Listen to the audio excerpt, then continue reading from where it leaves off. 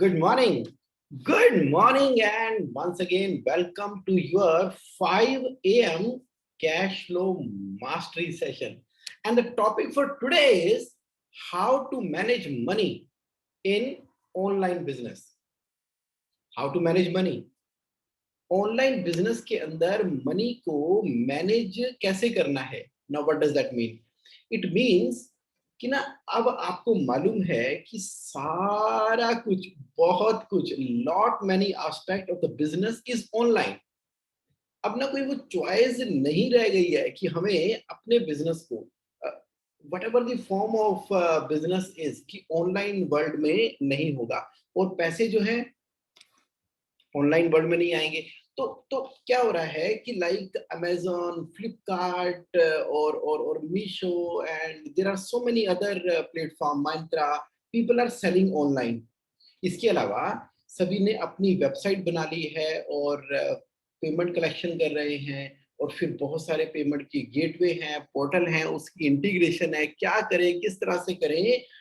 बहुत सारे क्वेश्चंस मेरे पास आ रहे थे. ऑनलाइन कई बार फ्रॉड हो जाते हैं, कई बार और इश्यूज आते हैं, और अकाउंटिंग सॉफ्टवेयर के अंदर जो एंट्रीज करनी है वो अनरिकनसाइल्ड रहती है. जीएसटी में उसका इम्पैक्ट आता है. So many aspects are coming in your mind और डे टू डे प्रॉब्लम आ रही है. तो मैंने आपसे कंसल्ट करके, भाई आप ही से कंसल्ट करके, यू आर बिजनेस ओनर, तो कहा कि क्यों ना इसके ऊपर एक बहुत ही डिटेल में स्टेप बाय स्टेप एक टॉपिक तैयार करके आपको प्रेजेंट कर दिया जाए और सारी इंफॉर्मेशन को हम एक रिलेवेंट जगह के ऊपर मेंशन कर दें. सो इसलिए this is a topic for you, how to manage money in online business. Those who are live with me today right now, welcome, and you can participate through the chat box. और जो recording देख रहे हैं वो तो पूरा का पूरा स्टेप बाय स्टेप इसको एंजॉय करने वाले हैं. Thank you for all those who are watching the recording, who will watch the recording. Okay, got it. तो अब हम लाइव स्टार्ट करते हैं.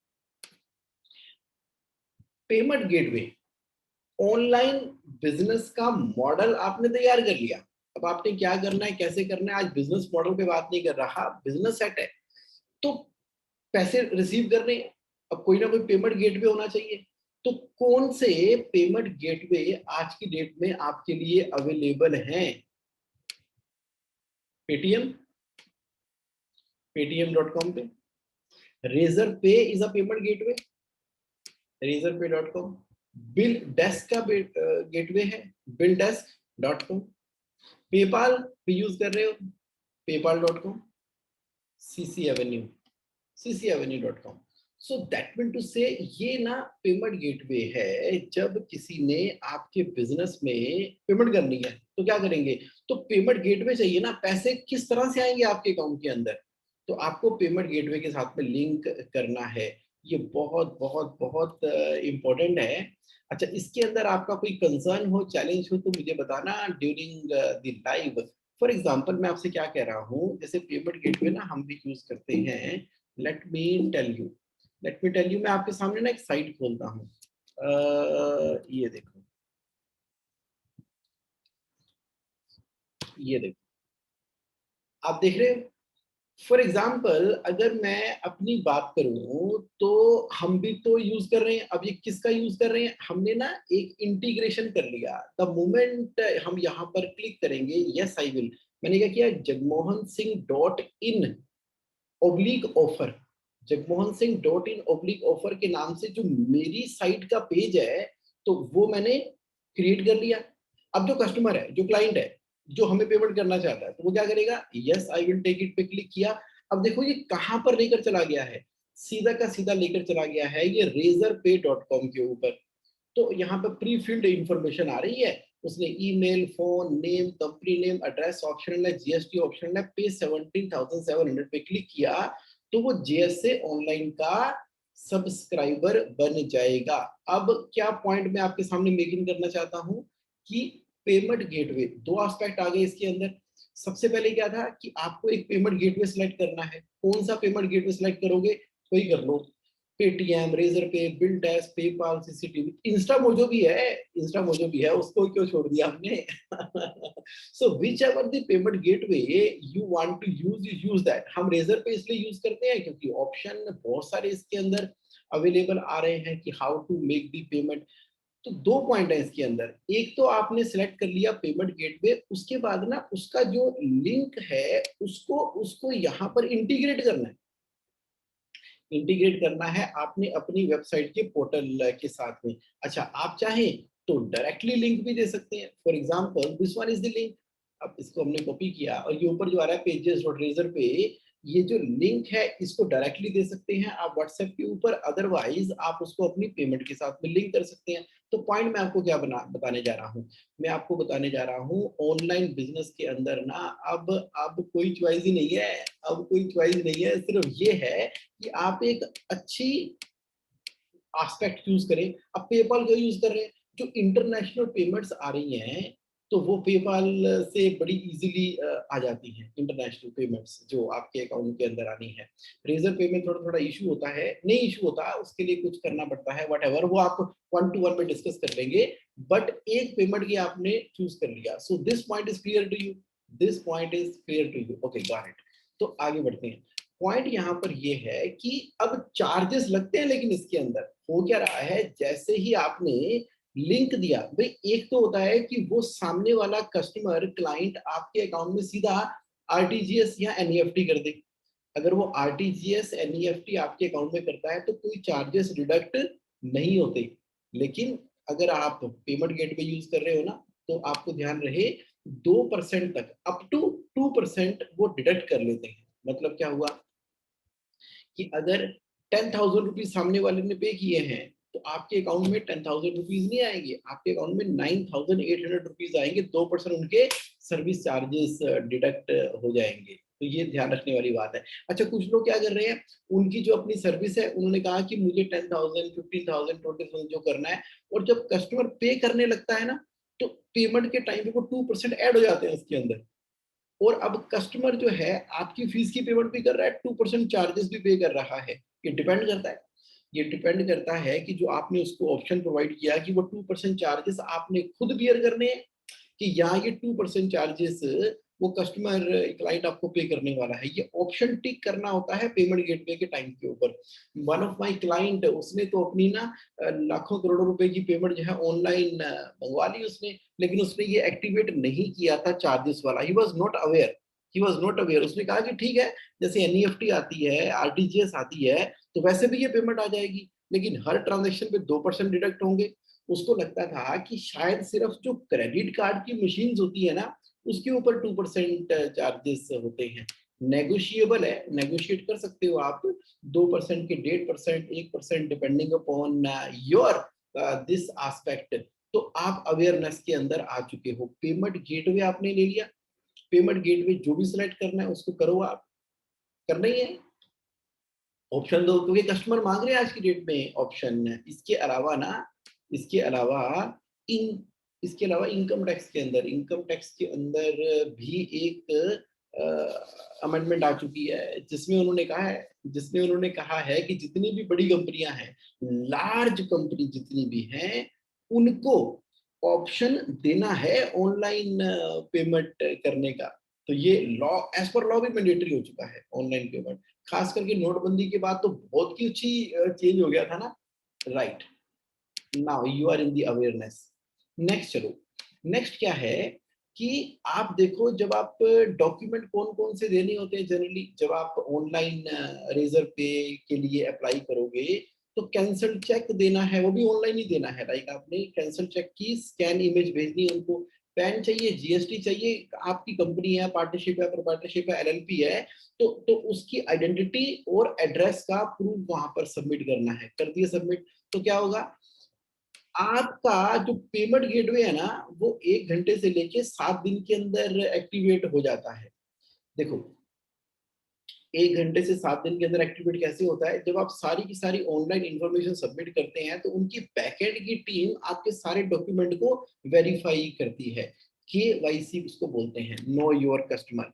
तो जेन्युइन केसेस के अंदर ही पेमेंट रिसीव होनी चाहिए, यानी कि उसका कोई ना कोई गवर्नमेंट रजिस्ट्रेशन भी होना चाहिए और पैन नंबर है। अच्छा, तो अब 7 डेज के बाद ना, मतलब आपके अकाउंट के अंदर क्रेडिट भी होंगे पैसे, पहली बार, यानी कि एक्टिवेट तो हो सकता है कि वो 1 घंटे के अंदर ही कर दें। आपने लिंक बनाया और पेमेंट रिसीव करना शुरू कर देंगे, लेकिन आपके बैंक में रिफ्लेक्ट तभी होगा जब आपके ये सारे के सारे डॉक्यूमेंट वेरीफाई हो चुके हैं।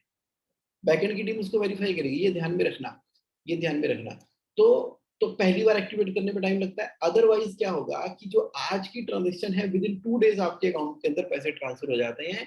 कुछ पेमेंट गेटवे तो नेक्स्ट डे में पैसे ट्रांसफर कर रहे हैं और कुछ जो है वो सेम डे भी कर देते हैं। मोस्टली 1 डे का गैप रहता है उसके अंदर। मैं ये जो बता रहा हूँ ना आपको, ये टाइम इन एक्टिवेशन कह रहे हैं कि पहली बार जब आप रेजर पे या पेटीएम या इंस्टा मोजो के अंदर अप्लाई करेंगे। Okay, now you are into the awareness of this. तो अब क्या करेंगे? अब देखो, जो गेटवे है ना, उसकी इंटीग्रेशन भी करनी है आपने। किसके साथ में इंटीग्रेशन करनी है? वेबसाइट डेवलपर को आप बोलोगे, जिसने भी आपकी लैंडिंग पेज डेवलप किया हुआ है। एग्जांपल दिखाया ना मैंने आपको, जैसे मान लो ये हमने एक लैंडिंग पेज डेवलप किया हुआ है। इसके अंदर अगर किसी ने जीएससी ऑनलाइन की सब्सक्रिप्शन लेनी है, तो जगमोहन सिंह .in/ऑफर तो हमारा अपना लैंडिंग पेज है। तो वेबसाइट डेवलपर को बोला, उसने यहाँ पे लिंक अटैच कर दिया। तो ऐसा आपने भी कर लेना है जहां जहां पर जरूरी है। इसके अलावा अगर आपने पेटीएम लिया हुआ है तो उसका क्यूआर कोड आता हूँ उसके ऊपर भी। चलो एक एक करके चलते हैं। तो गेटवे इंटीग्रेशन आपने वेबसाइट डेवलपर प्रोग्रामर की खोल के करवा लिया। हालांकि आसान है, आप भी थोड़ी सी R&D करोगे तो सेल्फ भी उसको लिंक कर सकते हो। तो बहुत बड़ी रॉकेट साइंस अब रह नहीं गई है, यूट्यूब वीडियोस वगैरह इसके अंदर अवेलेबल हैं। तो आप ये सारा बैठे बैठे आपके लैपटॉप कंप्यूटर के ऊपर ही सारा काम हो जाना है। कर लिया आपने, आगे चलो। जो क्यूआर कोड होते हैं ना, क्यूआर कोड का मतलब है कि जैसे ही सामने वाले ने आपको पेमेंट करनी है, तो मोबाइल के सामने वो क्यूआर कोड आता है, तो उसकी वेबसाइट से कनेक्ट होके वो सीधा पेमेंट गेटवे का ऑप्शन ओपन हो जाता है। आप ये बात ध्यान रखना, अगर आप कोई रेस्टोरेंट रिटेल शॉप चला रहे हो, आजकल सिक्योरिटी का बड़ा पंगा है, बड़ा सिक्योरिटी का प्रॉब्लम है। क्या होता है कि जैसे दुकान के ऊपर ना कस्टमर आता है, जो ठग होते हैं ना, ठग, वो कस्टमर बन के आते हैं। आपका क्यूआर कोड सामने लगा होता है, उसके ऊपर ना अपना क्यूआर कोड चिपका देते हैं वो। कई बार देखा गया है, कई बार देखा गया है। अपना क्यूआर चिपकाते हैं, सामने कस्टमर आता है तो वो कहते हैं एक दो पेमेंट ही सही, तो टक टक टक पेमेंट जाती है, उसको दिखाते हैं देखो जी पेमेंट क्लियर हो गई। क्यूआर कोड लगा हुआ है, उसने अपना उसके ऊपर कर दिया। बड़े बड़े फ्रॉड होते हैं आज की डेट में। पता नहीं ऑनलाइन वर्ल्ड के अंदर ना कैसे कैसी चीजें करने की कोशिश करते हैं। तो इसलिए आपको जो क्यूआर कोड है, देखो, जो मैंने ऑप्शन बताया उसके अंदर तो कोई दिक्कत ही नहीं है, वो तो सीधा वेबसाइट पे जाएंगे तो वहीं से पेमेंट ट्रांसफर होगी। लेकिन जो क्यूआर कोड आपने अपनी शॉप के ऊपर, रिटेल के ऊपर डिस्प्ले किया हुआ है, उसको सिक्योर प्लेसेस पे ही आपने रखना है, ताकि कोई उसको रिप्लेस ना कर सके। फिर भी मान लो अगर कोई गड़बड़ हो गई, कोई ऑनलाइन फ्रॉड करता है, तो आजकल ना इसके ऊपर गवर्नमेंट ने एक बहुत फास्ट ट्रैक लगाया हुआ है। नंबर है 155260। ऑनलाइन फ्रॉड हो जाता है किसी के साथ में, गलती से पेमेंट निकल गई या पेमेंट आई नहीं, या कोई भी किसी ने गड़बड़ करने की कोशिश की। पहले तो ये नहीं होता था ना, समझ आता था क्या करें, बैंक को फोन करें, समझ नहीं आ रहा, पैसे निकल गए। आपने फोन उठाया, 155260 लगाया, 5 मिनट के अंदर अंदर आपकी बात सुनी जाती है। सुनी जाके जहां से जिस अकाउंट में ट्रांजेक्शन निकली है, उसी समय उसको फ्रीज कर देते हैं for the time being. Freeze कर देते हैं, स्टॉप कर देते हैं, होल्ड कर देते हैं और ट्रैक करने की कोशिश करते हैं। ये जो हेल्पलाइन बनी है ना, इस हेल्पलाइन में सभी बैंक, सभी फाइनेंशियल इंस्टीट्यूशन, सभी पार्टिसिपेट कर रहे हैं, सभी पार्टिसिपेट कर रहे हैं। उनका एक कॉमन एस्पेक्ट बनाया है। वरना एक बैंक से दूसरे बैंक को ट्रेस आउट करने में ना पहले हफ्ते हफ्ते, महीने महीने, 3 3 महीने लग जाते थे, सिर्फ बैंकों में बात करने के ऊपर लेकर। लेकिन ये जो स्पेसिफिकली हेल्पलाइन बना दी गई है, इमीडिएटली वो कोशिश करते हैं कि इस ऑनलाइन फ्रॉड को कब और कैसे रोका जा सकता है। तो मैंने क्या बताया आपको कि कभी कोई कंप्लेंट करनी होगी, आप किस पे करोगे? 155260 पे फोन करते हो आप, और cybercrime.gov.in की जो वेबसाइट है ना, इसके ऊपर आपने उसके बाद डिटेल यहाँ पर भेज देना। और यहाँ पर आस्पेक्ट होता है, भगवान करे जरूरत ही ना पड़े, बट पता होना चाहिए ना, you should be in the awareness, यानी कि जब भी हम बात करते हैं तो कंप्लीट बात करते हैं। ऑनलाइन का ले भी लिया, उसका क्यूआर कोड भी आ गया, उससे पहले आपने उसको इंटीग्रेशन भी करवा दी है। अब इंटीग्रेशन करवाने के बाद आपके पास ये नंबर भी अवेलेबल है, कहीं कोई इमीडिएटली कोई बात आपकी नोटिस में आती है तो आपने 155260 पे फोन करके बताना है, नहीं तो किसी के साथ होता है तो उसकी हेल्प भी कर देते हो आप टू 155260 के द्वारा। अच्छा, अब देखो टेक्निकल सपोर्ट। टेक्निकल सपोर्ट भी कई बार आपको चाहिए होती है। आपका बड़ा बिजनेस है और आप कह रहे हो कि जगमोहन, मतलब मेरा बड़ा बिजनेस है और मुझे बहुत सारा ना, मेरी बड़ी कॉम्प्लिकेटेड वेबसाइट्स हैं और मुझे पूरा का पूरा सेटअप तैयार करना है, पूरा बिजनेस मॉडल तैयार करना है, मेरी मेरी सेंट्रलाइज वर्किंग होती है, फिर मेरी ब्रांचेस हैं, मेरे डीलर हैं, डिस्ट्रीब्यूटर हैं, और मैं चाहता हूँ कि पेमेंट का ना एकदम बढ़िया सा पक्का सा कोई सिस्टम क्रिएट हो जाए, तो इसके अंदर मुझे कोई लर्निंग भी मिल सकती है। अच्छा, आप स्टार्टअप भी है तो भी आपके लिए काम करेगा। कुछ कंपनियां हैं, दो तीन के नाम मैंने आइडेंटिफाई किए हैं, जैसे क्विक वर्क है, डिसेंट्रो है, रूपीफाई है। तो ये आपको ना टेक्निकल सपोर्ट प्रोवाइड कर रही है, पैसे लेते हैं ये काम करने के, प्राइवेट कंपनी है, पैसे लेती हैं। बट आप एक बार देखो, जैसे क्विक वर्क है तो कैसे काम करेगा। क्विक वर्क पे आप जाओगे, ये है इंटीग्रेशन एंड एपीआई प्लेटफॉर्म है ऑटोमेटेड वर्क फ्लो बनाने के लिए। तो अपने बारे में लिखा हुआ है, प्राइवेट कंपनी है तो वहाँ वहाँ लिखी होगी अपने बारे में, तो ठीक है। तो लेकिन आपके लिए जब आप इसको देखो, समझो, स्टडी करो, इनके रिप्रेजेंटेटिव से बात करो कि किस तरह से क्या क्या सोल्यूशन प्रोवाइड कर सकते हैं, किस किस तरह से यहाँ पर चीजें आपको मिल सकती है। तो जैसे ये कंपनी क्या दावा कर रही है, quick work gives you the tools and guidance to build any workflow automation in minutes and the ability to go to live in a week. यानी कि क्या है, आपने बिजनेस स्टार्ट किया, आप कहते हो कि मुझे ऑनलाइन वर्ल्ड के अंदर बिजनेस करना है, मुझे समझ नहीं आ रही जीवन क्या करूं, जो लोग मुझे मिल रहे हैं, बात कर रहे हैं, वो ना प्रॉपर इंफॉर्मेशन नहीं दे पा रहे और कहीं ना कहीं फंस गया हूं, मुझे बहुत ही प्रोफेशनल तरीके से बताओ कि कैसे कोई ऐसी गाइडेंस ले सकता हूं। तो मैंने आपको ना 3 कंपनियों के नाम ऐसे केस स्टडी बताए, क्विकवर्क, डिसेंट्रो और रूपीफाई। इनसे करके देखना, प्रेजेंटेशन लेके देखो, बात करके देखो, समझ के देखो, तो आपको ना ये जो पेमेंट से रिलेटेड जितनी भी प्रॉब्लम्स आ रही है यहाँ पे सॉल्व होने की संभावना है। ओके, इनकी चार्जेबल सर्विस होती है। ओके, तो अब आप देखो, नेक्स्ट आते हैं डिलीवरी सिस्टम। अब आप ऑनलाइन वर्ल्ड में चले गए और गुड्स एंड सर्विसेज भी जो है आप डिलीवर करना चाहते हो। अब क्या है, ऑनलाइन वर्ल्ड में एक बड़ी खासियत हो गई है, खासकर लॉकडाउन के अंदर बड़ी सारी ना डिलीवरी सिस्टम की कंपनीज हैं, बड़ी सारी हैं। आपको पता है, अब तो उन्होंने अपने आप को लॉजिस्टिक, ये सबसे बड़ा बिजनेस निकल कर आया है। जोमेटो का आपको मालूम ही है, जोमेटो ना तो कुछ बनाती ना कोई रेस्टोरेंट, लेकिन जोमेटो ने सिर्फ खाना यहाँ से उठा के वहां भिजवाने के ऊपर अपनी स्पेशलाइजेशन की लॉजिस्टिक के अंदर। अब देखो कितना जबरदस्त उसने आईपीओ निकाला एंड बहुत से उसने कमाल ही कर दिया, मतलब 76 रुपीज का शेयर निकाला और 100 एंड प्लस के ऊपर कर दिया। और काफी समय से उसने मेहनत की थी, इसके ऊपर काम किया था, लॉन्ग टर्म थी, बहुत पैसा स्पेंड किया था, पानी की तरह बहाया था उन्होंने। लॉजिस्टिक विजन था, विजुअलाइजेशन थी, ये चल सकती है चीजें। अब एक बात तो क्लियर हो गई कि डिलीवरी सिस्टम बड़ा स्ट्रांग होना चाहिए।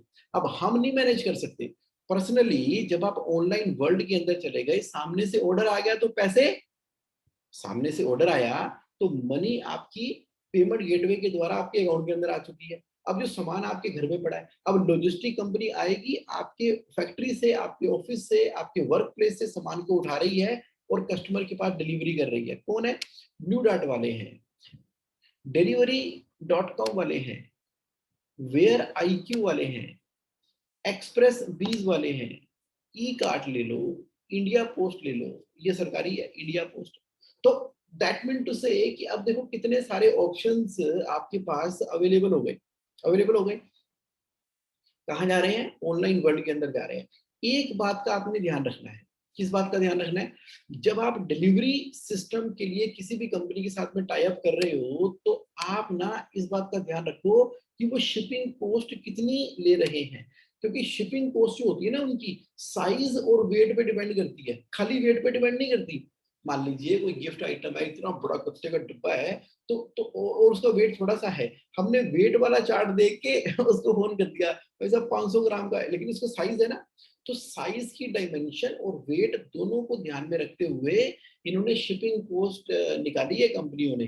तो आप इसको पूरे अच्छे से चार्ट को स्टडी करते हुए पहली बार में कई बार धोखा खा जाते हैं, गच्चा खा जाते हैं और इतना बड़ा शिपिंग का बिल आ जाता है उनका, और उसके फिर डिस्प्यूट होते हैं, लड़ाइयाँ होती हैं, फिर पेमेंट रुकती है। ऐसा नहीं करना। तो डिलीवरी से पहले साइज और वेट दोनों के मेजर क्या चार्जेस है भाई साहब अपने बता दो, ताकि आप उसके अकॉर्डिंगली मैनेज कर सको। अच्छा, तो आप देखो कि जिसके साथ में भी आपने टाई अप किया है, अब आपने वेबसाइट तो बना दी, वेबसाइट हो गई आपकी, ऑल ओवर इंडिया के अंदर काम कर रही है, पेमेंटें ठकाठक आ रही है, लेकिन माल नहीं पहुंच पा रहा। अगर माल नहीं पहुंचेगा ना, तो क्या होगा? फेसबुक के ऊपर नेगेटिव रिव्यूज आएंगे, आपके सोशल मीडिया के ऊपर नेगेटिव रिव्यूज आएंगे। इसके अलावा आपको पता है कि सोशल मीडिया एक बार पीछे पड़ जाए तो पड़ जाए। अब क्या किया, जब आपने कोई डिलीवरी कंपनी को चूज किया तो आपने देखा कि भाई पता लगे कि दाढ़ी से लंबी मूछें हो गई है, यानी कि कॉस्ट ही इतनी हो गई है, मार्जिन ही नहीं है आपका। आपने वेट के हिसाब से बुक करा दिया, लेकिन वो तो साइज के हिसाब से चार्जेस कर लिया, और जिसको आपने बुक कराया उसकी उस नंबर ऑफ सिटीज के अंदर रीच ही नहीं थी। तो रखने वाली बात है ना, एकदम ध्यान में, पूरी ध्यान में रखने वाली बात है। पहले से बात बात करके, ओके करके, समझ के, लिख के, अपना एग्रीमेंट बना के, क्योंकि जो ऑर्डर आते हैं ना वो कहीं से भी आ जाते हैं, झुमरी तलैया से लेके कहीं से भी ऑर्डर आ जाते हैं ऑनलाइन वर्ल्ड के अंदर। वो एक गांव के इंटीरियर में से भी ऑर्डर आ गया, नहीं पहुंचेगा, उसने पूरी यूट्यूब की वीडियो बना के छाप देनी है आपकी कंपनी की वेबसाइट के हर जगह के ऊपर। तो ये बड़ा रिस्की काम भी हो जाता है कि आप उसको डिलीवर टाइम पे कर पा रहे कि नहीं कर पा रहे, क्योंकि पैसे तो आपने एडवांस में ले लिए। ये बड़ा ही दिलचस्प वर्ल्ड है, ये मैं आपको बता रहा हूँ। आप ना ये ऑनलाइन वर्ल्ड ना बहुत दिलचस्प है, बहुत बहुत बहुत दिलचस्प है। और वहां पर ना आप देखोगे ऑनलाइन वर्ल्ड के अंदर बहुत कुछ, एक नई दुनिया ही खुल गई है, नई दुनिया खुल गई है। मतलब इतना बिजनेस है, इतना बिजनेस है, इतना बिजनेस है। इस ऑनलाइन वर्ल्ड की अपनी गेम्स हैं, अब अपने अपने गेम के अपने रूल्स हैं। तो आपने भी एक्सपीरियंस किया होगा। How many of you agree with me कि जो ऑनलाइन वर्ल्ड के अंदर आप माल बेच रहे हो, पेमेंट रिसीव कर रहे हो, is very interesting.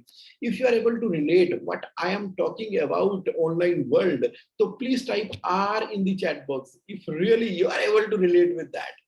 Yes, yes, yes, my dear friend. Yes, absolutely. Thank you for sharing. Thank you for sharing. Your participation makes a difference. तो मैंने ज्यादा लेता नहीं हूँ सुबह सुबह शेयरिंग, क्योंकि क्योंकि मुझे मालूम है कि आप अपने मोबाइल से बड़े आराम से कंफर्टेबल पोजीशन के अंदर, और जो रिकॉर्डिंग भी देख रहे हैं वो कैसे रिप्लाई करेंगे, इसलिए जो है मैं ज्यादा आपको कमेंट या चैट करने के लिए नहीं कहता। बट फिर भी जो ऑनलाइन है, वो आपके कोई क्वेश्चन, कंसर्न, एक्सपीरियंस, मोमेंट आएगी तो आप चैट बॉक्स में लिख दिया करो। ओके, तो अब ऑनलाइन वर्ल्ड के अंदर जब आप पेमेंट गेटवे की बात हो गई, आपने डिलीवरी सिस्टम की बात कर ली, तो आपने देखा कि जगमोहन ठीक है किस नंबर ऑफ सिटीज के अंदर है, at the same time tracking system क्या वो कंपनी प्रोवाइड कर पा रही है आपको?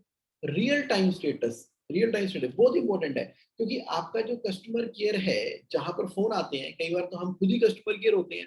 जैसे हस्बैंड जो है वो बिजनेस है और वाइफ जो है वो कस्टमर केयर है।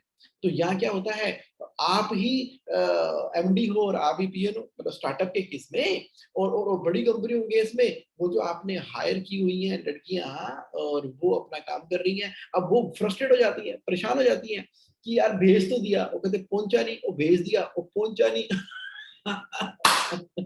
अब क्या करें? जैसे पंजाबी में कहावत है ना, किसकी माँ को मासी आंखें, मतलब किसकी मदर को अपनी मासी आंखें। जिससे बात करें, क्या करें?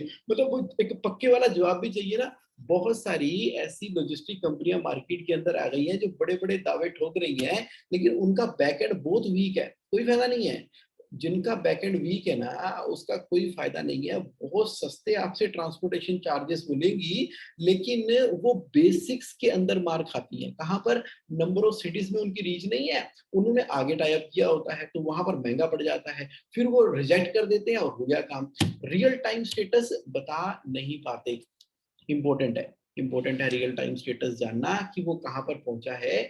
और रियल टाइम स्टेटस के साथ में ना ये जो रिटर्न वाला ऑप्शन है, रिटर्न यानी कि रिटर्न डिलीवरी, मतलब कि क्या, अब डिलीवरी की आपने, अब उसने नहीं ली, नहीं मिला, एड्रेस पे नहीं था, और जाने पता नहीं ऐसी सारी आती है। कुछ तो एक आनंदमयी तरीके से ना ट्राई मारते रहते हैं कि ऑर्डर ले लो, कैश ऑन डिलीवरी होगा या फिर ऑनलाइन गेटवे के थ्रू भी होगा, तो भी रिटर्न के टाइम करना प्रैक्टिकली जो लोग पुराने हैं वो मैच्योर हो चुके हैं। अब उसी लॉजिस्टिक कंपनी को चुना जाता है जिसका कि इजी रिटर्न का प्रोसेस भी है और उसके पास अपने वेयर हाउस भी है जहां पर वो किसी टाइम के लिए सेफली और सिक्योरली उसको रोक सकती है, रख सकती है। इसी वजह से ना रिटर्न डिलीवरी के ऊपर उसका रिटर्न प्रोसेस आपका होना चाहिए। इसी वजह से आपने देखा होगा कि जो वेयर हाउस है ना फैसिलिटी प्रोवाइड कर रहे हैं, तो वो ना थर्ड पार्टी भी आपके सामान को बड़े नॉमिनल कॉस्ट के ऊपर वेयर हाउस में रख लेती है। आजकल जैसे अलीपुर हो गया, गुड़गांव हो गया, जो मेरे आसपास है, जनकपुरी में मैं रहता हूँ, तो ऑफिस है हमारा। तो यहाँ पर उन्होंने क्या किया, बड़े बड़े वेयर हाउस बनाए हुए हैं। अब क्या हुआ, आप स्टार्टअप बिजनेस है या आप रनिंग बिजनेस है, अब आपकी अपनी वेबसाइट है, वेबसाइट के ऊपर तो आपने पूरी मशहूरी कर दी, यहाँ बेचेंगे, वहां बेचेंगे, ऐसे बेचेंगे, वैसे बेचेंगे। अब जो मटेरियल है जो कि ड्यूरेबल भी होता है, जैसे कपड़े हो गए, वो उठा के आपने कहाँ रख दिया, वेयर हाउस में। किसके वेयर हाउस में, थर्ड पार्टी के। अब वो एक नॉमिनल चार्जेस लेते हैं। वो कितने चार्जेस लेते हैं, जब आप अपना सामान उनके वेयर हाउस में रख रहे हो तो वो कितनी स्क्वायर फीट जगह घेरते हो आप उनकी, उनका रेट है 20 रुपए 30 रुपए पर स्क्वायर फीट, और 5 रुपए 3 रुपए 2 रुपए, डिपेंड करता है कि आपकी आइटम कितनी स्पेस वॉल्यूम घेरती है उनकी जगह को, और कितनी इजी टू हैंडल है, उसकी कैटेगरीज बनी हुई है। तो वो कांच वाली चीजें हैं कि नॉर्मल चीजें हैं कि क्या है। ओके, तो ये कहाँ पर है, वेयर हाउस फैसिलिटी है। तो आपने जब ऑनलाइन की दुनिया के अंदर क्या किया, यानी कि आप मान लो जो भी आइटम गुड्स या सर्विस बनाते हो, गुड्स बनाते हो बेसिकली, तो आप अपने सामान को उनके वेयर हाउस के अंदर रख सकते हो। वो उसके चार्जेस लेंगे। अब जितने लंबे टाइम तक वो पड़ा रहेगा आपका सामान, उतने चार्जेस बढ़ते चले जाएंगे, इसलिए माल जल्दी भी बिकना चाहिए। तो अब आपको बहुत सारा आ गया ना, पूरा ऑनलाइन वर्ल्ड की क्लैरिटी आनी शुरू हो गई कि ऑनलाइन बिजनेस के अंदर पेमेंट नहीं तो यहाँ फंस जाएगी। भाई इसको भी तो मैं पेमेंट ही बोलूंगा ना, मनी बोलूंगा। तो मैं क्या बोल रहा हूँ, मनी मैनेजमेंट हो रही है ऑनलाइन बिजनेस के अंदर।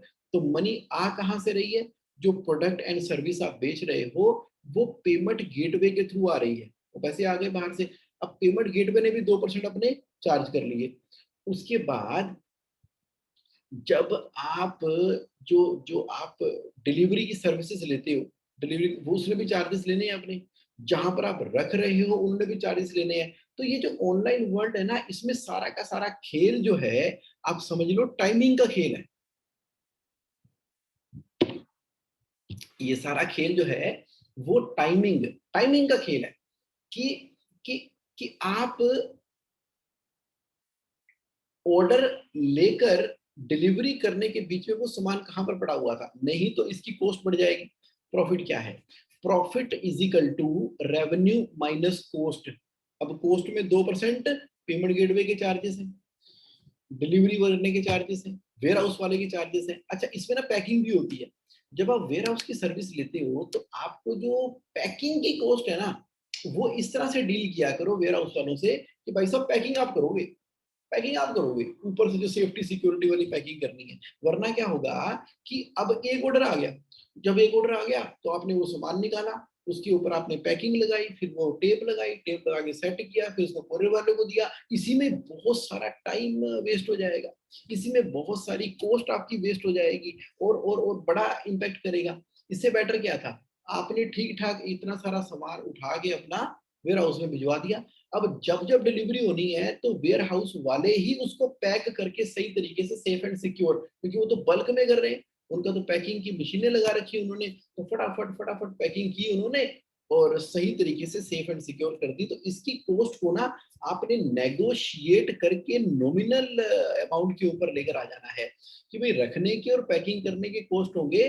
और अगर एक पर्टिकुलर वॉल्यूम आप अचीव कर पाते हो तो आपको कई तरह के डिस्काउंट भी मिल जाते हैं। आप कह रहे हो जुगोन ये कौन सा टॉपिक लेकर आए हो, कितनी डिटेल में टॉपिक लेकर आए हो, भी कर रहे हैं ना।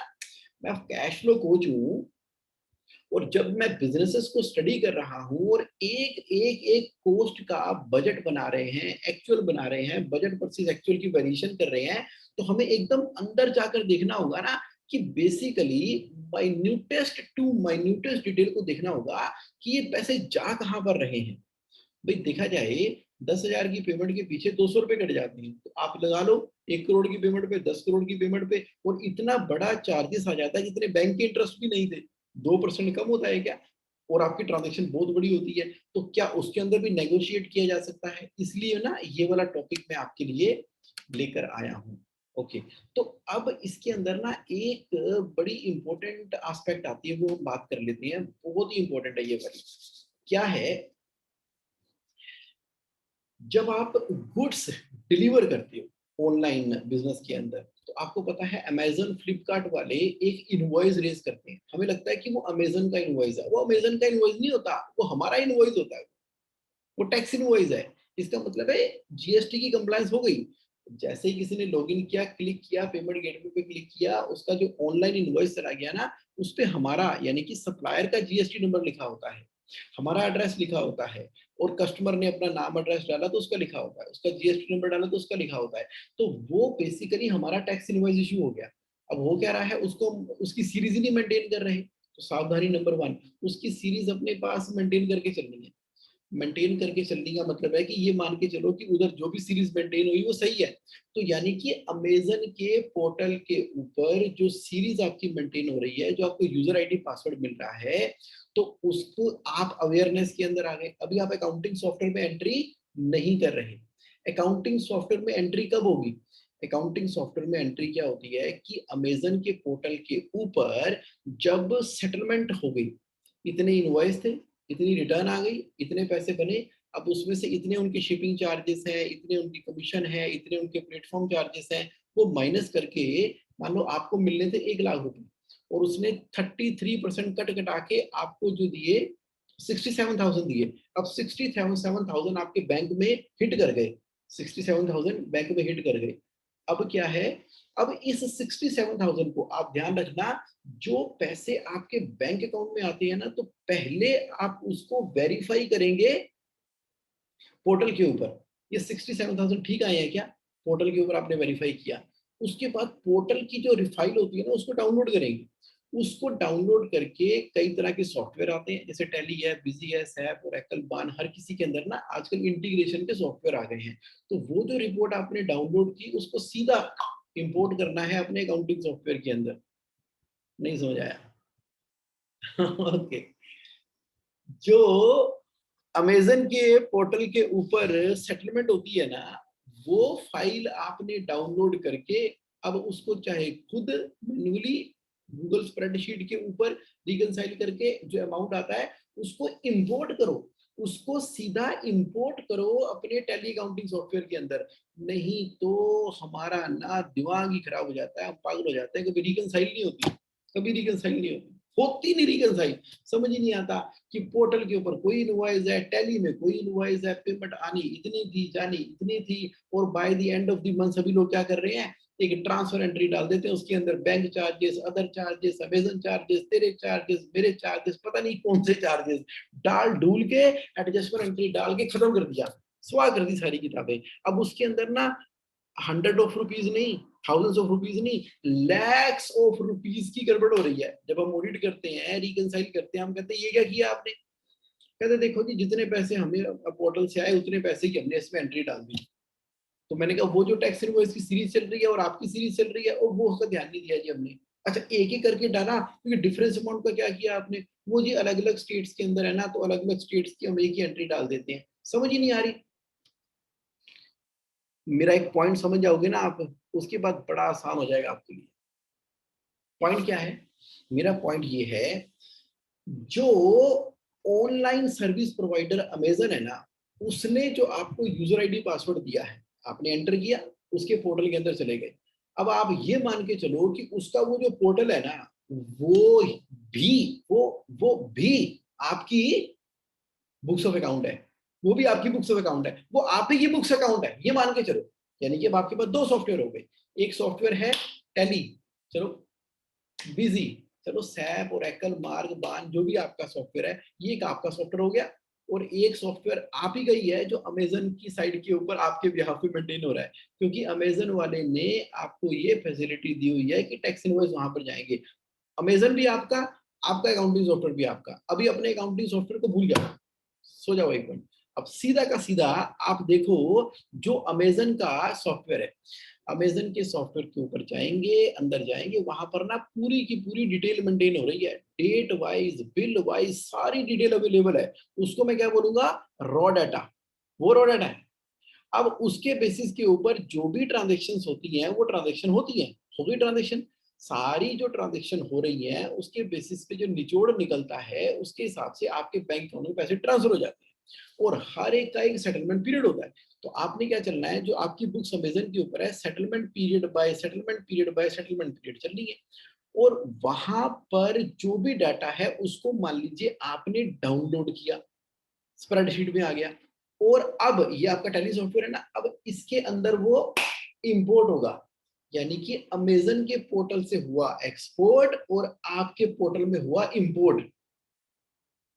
आपको इंपोर्ट एक्सपोर्ट का काम करना है, क्या करना है, इंपोर्ट एक्सपोर्ट का काम करना है। इंपोर्ट किया आपने वहां पे, सॉरी एक्सपोर्ट किया आपने अमेजन के पोर्टल से, एक्सपोर्ट किया अमेजन के पोर्टल से, और इंपोर्ट किया टैली के अंदर। तो जब आपने ये वाली इंटीग्रेशन कर ली ना, जिंदगी सुखी हो जाएगी, आराम हो जाएगी जिंदगी आपकी। हा, हमेशा ऑटो रिकंसाइल रहेगा। मेरे बहुत से क्लाइंट्स ने कर लिया है, हमेशा ऑटो रिकंसाइल रहता है। और क्यों ऑटो रिकंसाइल रहता है, क्योंकि आपने स्ट्रक्चर वैसा बना लिया ना, स्ट्रक्चर वैसा बना लिया।